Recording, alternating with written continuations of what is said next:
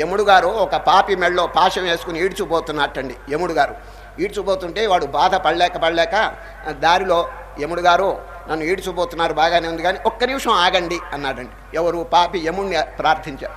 ఇంతవరకు హిస్టరీలో ఎంతమందినో తీసుకుపోయినాడు కానీ ఇట్లా అడిగిన వాడు ఎవడు లేడండి. ఇది అంచేత యముడు గారికి ఆశ్చర్యం కలిగి వీడు ఆపమంటున్నాడు ఏమిటి, కారణం ఎందుకు ఆపాలయ్యా అన్నాడండి. ఏం లేదండి, కొంచెం వెనక్కి తిరిగి చూడాలి అంతేనండి అన్నాడు.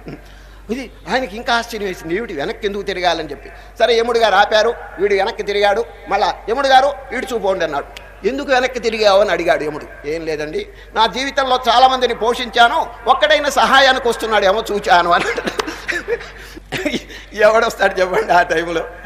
కనుక వెంట వచ్చేది ఏంటంటే మన పుణ్యకర్మ, మన శుభకర్మ, మన పరోపకార కర్మ, మన దైవభక్తి. చూడండి, ఇది కాపాడుతుందండి. ఇది అంత్యకాలంలో ఎప్పుడైనా కనుక జీవితకాలంలో దాన్ని ఆర్జించాలా లేదా?